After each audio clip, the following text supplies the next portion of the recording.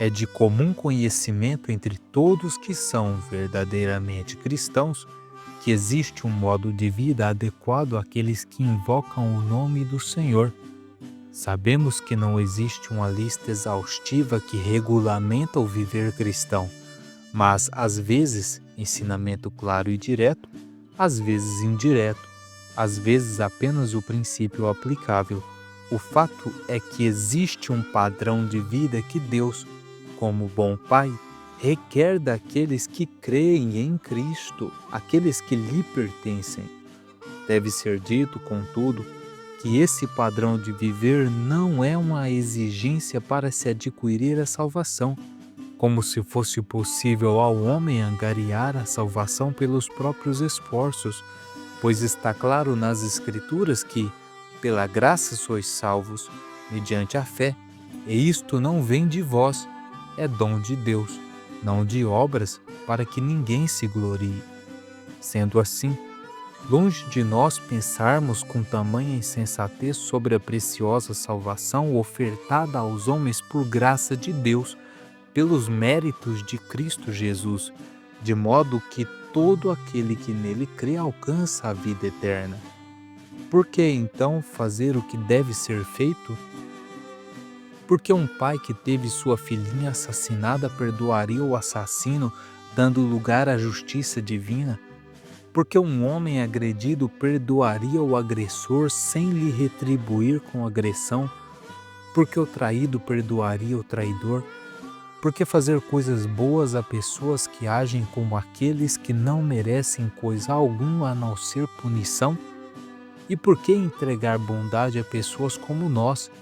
Ora, se somos sinceros, reconhecemos de quanta maldade somos capazes. Temos em nós capacidade mortal. Bem, nem todos damos lugar ao que é bom, mas se um cristão o faz, por que o faz? Ou por que deve fazê-lo? Por causa de si mesmo? Olhando para o próprio ser iluminado como o sol do meio-dia? Tolice! Porque um cristão deve se dedicar a entregar bondade neste mundo perverso e perversor? Por causa de seus amados?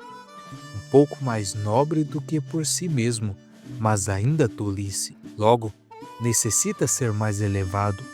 Vamos ao ponto. Segundo o ensino da verdade, Romanos capítulo 12, versículo 1.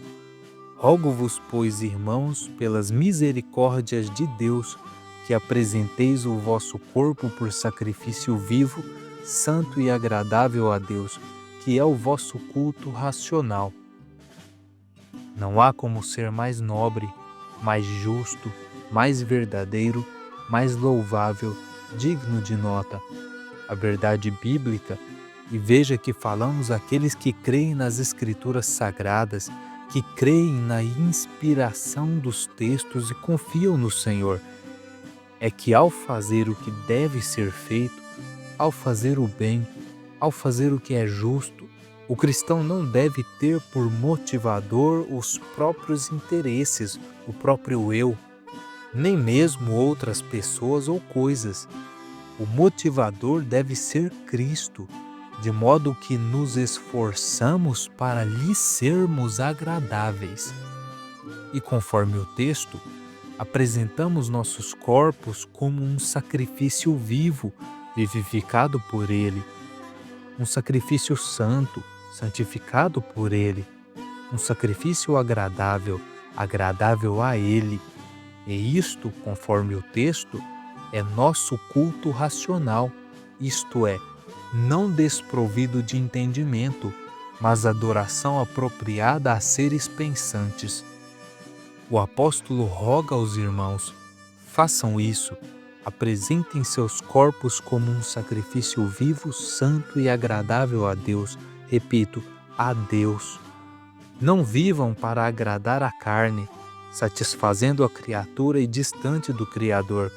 Pelo contrário, sigam constantemente fazendo o bem. Vivam para fazer o que é justo, mas por Ele, com fé no Senhor que salva aqueles que o invocam. Estimados ouvintes, o Senhor nos convoca a um viver nobre, dedicado a Cristo, que de fato merece nosso culto e louvor, porque dele e por meio dele e para ele são todas as coisas. A ele, pois, a glória eternamente. Amém.